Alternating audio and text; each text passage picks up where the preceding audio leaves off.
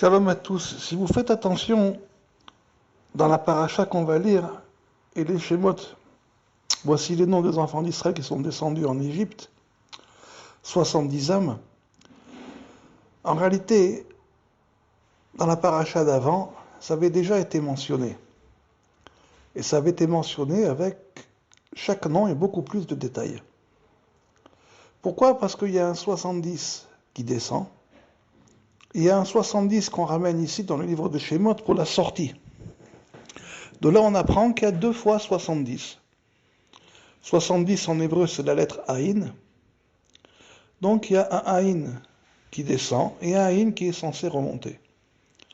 Dans le Aïn qui descend, il y a toute une série de détails, de noms, de tribus, de familles, qu'il n'y a pas au début du livre de Shemot.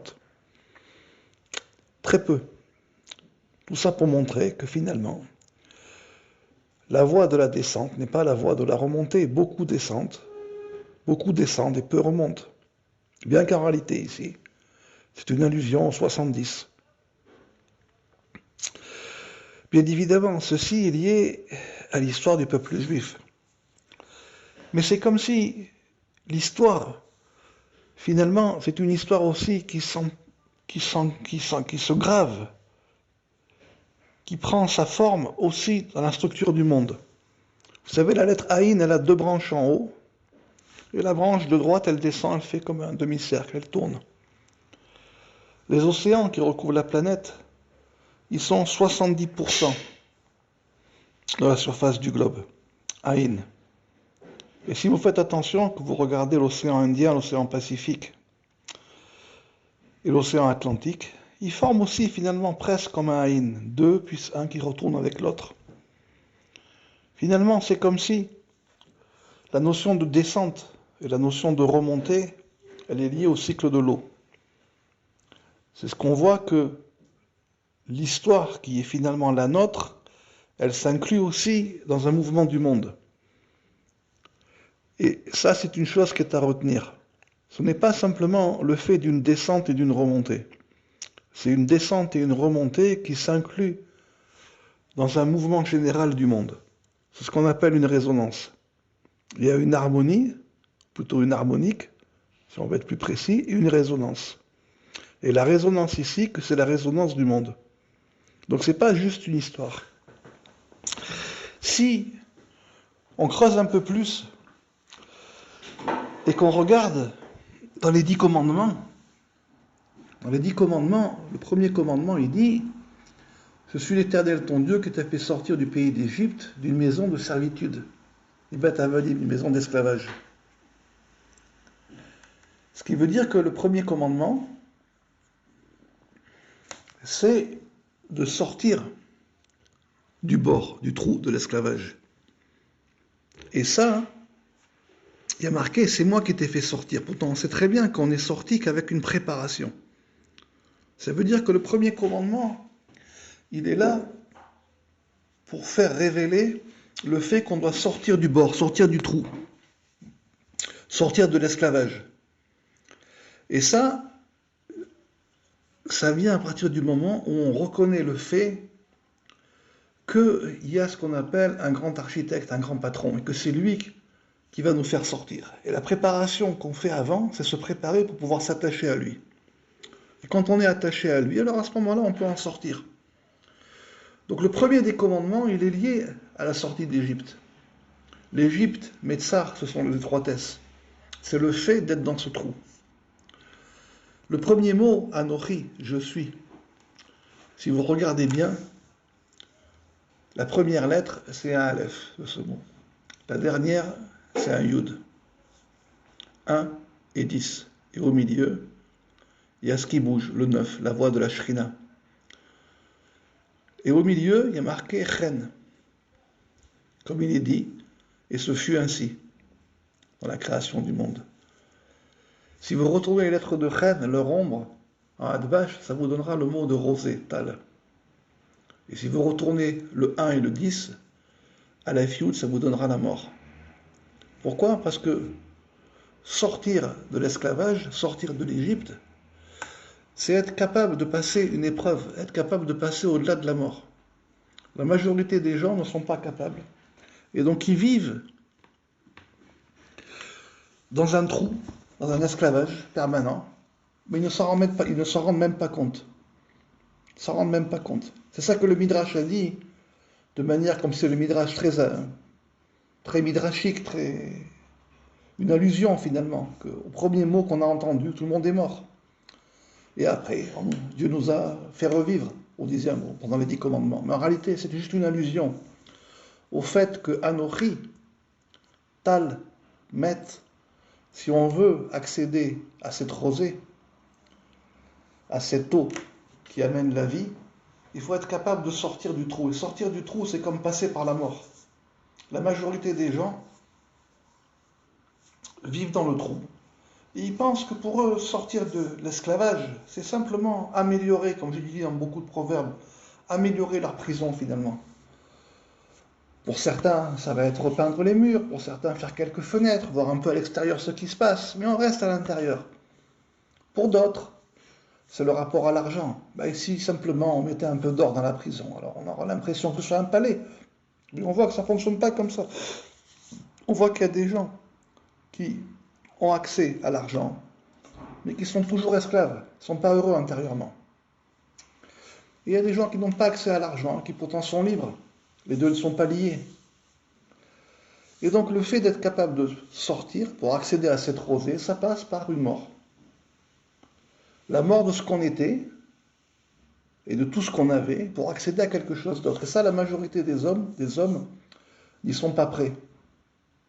N'y sont pas prêts. Et donc le fait de sortir de l'esclavage, il faut accepter de mourir. Alors c'est pas forcément une mort physique, hein. Pour l'immensité des hommes, ça sera une mort physique. Ce sera à la prochaine vie peut-être. S'ils ont travaillé pendant une vie, dans la prochaine vie, ils vont essayer de s'en sortir. Mais c'est au moins la mort de tout ce qui nous entoure pour pouvoir accéder à autre chose. Si on fait attention au dernier des commandements, l'otarmon, ne pas convoiter. Alors il y a marqué, tu ne convoiteras pas ni la maison de ton prochain, ni la femme de ton prochain, ni son serviteur, ni sa servante, ni son bœuf, ni son âne, aucune chose qui appartienne à ton prochain. Ne pas convoiter, c'est quoi? Mais c'est la dualité. L'otarmon, c'est ce qu'on appelle la dualité, c'est ce que la Torah nomme dualité. C'est ne pas entrer en dualité. Le premier des commandements, c'est de sortir de l'esclavage, de sortir de l'étroitesse. Ça ne peut fonctionner que si on s'attache à la volonté supérieure, c'est lui qui nous sort. Tout ce qu'on fait avant, c'est une préparation. Et le dernier des commandements, ne pas convoiter ni la maison de son prochain, ni la femme de son prochain, ni son serviteur, ni sa servante, ni son bœuf, ni son âne, ni rien qui appartienne à son prochain. Si on fait attention ici, il y a 7 degrés, 7 choses. On sait que le bord, le trou, l'obscurité, donc l'esclavage, contient 7 degrés, 6 plus la porte de sortie. Et ici, il y a 6 degrés, plus la porte de sortie, tout ce qui appartient à ton prochain. Donc, premier commandement, sortir de l'esclavage et des étroitesses. Pour ça, ça passe par une mort, être prêt à tout lâcher, pour pouvoir s'attacher à la volonté supérieure. On ne peut pas avoir une main dans l'obscurité et une main dans la lumière. On ne peut pas s'en sortir. Et donc, s'attacher au grand architecte, et le dernier commandement, donc sortir complètement de la dualité. Et il y a marqué, à aucune chose qui appartient à ton prochain. Ton prochain, c'est quoi? C'est toi. Il y a marqué, tu aimeras ton prochain comme toi-même. Donc, le prochain, quand on dit ne pas faire de mal à son prochain, c'est ne pas faire de mal à soi-même. Car le prochain, ça peut être notre prochaine réincarnation, notre prochain Gilgul. C'est ça les Reacha, Kamocha. Tu aimeras ton prochain comme toi-même. Et donc son prochain, physiquement, c'est ne pas rentrer en dualité avec rien, ne pas vouloir une chose, convoiter, tarmod, par rapport au fait que la personne l'a. Donc c'est une forme de dualité. Donc c'est ainsi que se terminent les 10 commandements. Donc la descente en Égypte, dans laquelle on est descendu, et sa sortie, C'était pour recevoir la Torah, pour recevoir les 10 commandements. Et si on fait ici un parallèle entre le premier et le dernier, eh bien on voit que le premier, c'est sortir du bord, sortir du trou, sortir de l'esclavage. Et ça marche que si on reconnaît qu'il y a un grand architecte, un grand esprit, un grand patron. Et parce que sinon, on ne peut pas sortir. Pour sortir, il faut s'attacher à lui. C'est lui qui amène la porte de sortie.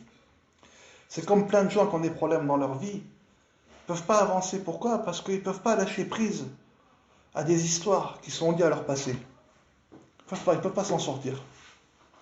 Et quand on tient des murs et qu'on essaye d'avancer, parce qu'on est obligé d'avancer, parce que le temps avance, parce que les jours avancent, parce que la vie avance, parce que les événements avancent, mais quand on ne peut pas s'en sortir, parce qu'on veut s'attacher à son passé, qu'on ne veut pas lâcher prise, ben si on essaye de sortir malgré tout, qu'est-ce qui se passe? Ben on risque d'effondrer les murs, parce qu'on les tient.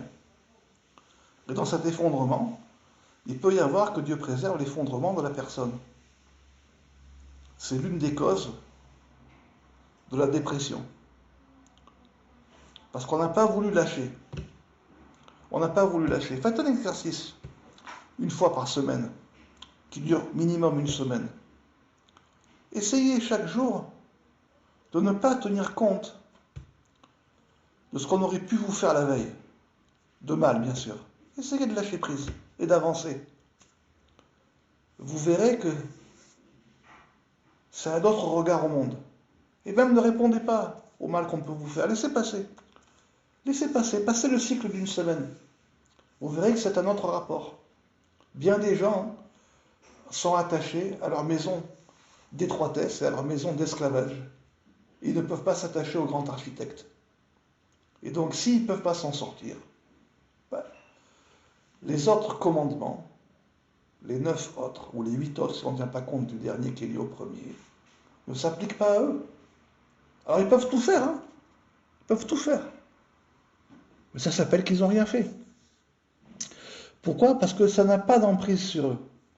Ça n'a pas d'emprise sur eux. Ils sont attachés à une situation qui est liée au passé. Et donc c'est ça le premier commandement.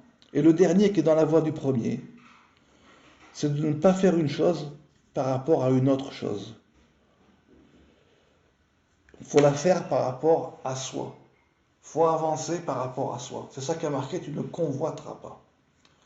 Je vous souhaite, on pourrait discuter de ça pendant très longtemps, une bonne réflexion, mais n'oubliez pas une chose. Notre histoire, puisque c'est lié à notre histoire, elle s'inclut dans un mouvement du monde et de la création du monde. Il y a beaucoup de gens qui veulent rentrer en discussion, qui sont d'accord, qui ne sont pas d'accord, mais je leur dis toujours, mais perdez votre temps, vous perdez votre temps. Asseyez-vous calmement et écoutez et recevez comment le monde a été créé et comment l'homme a été créé. Acceptez-le. Parce que si vous ne l'acceptez pas, ça ne changera rien, ça viendra de toutes les façons à vous.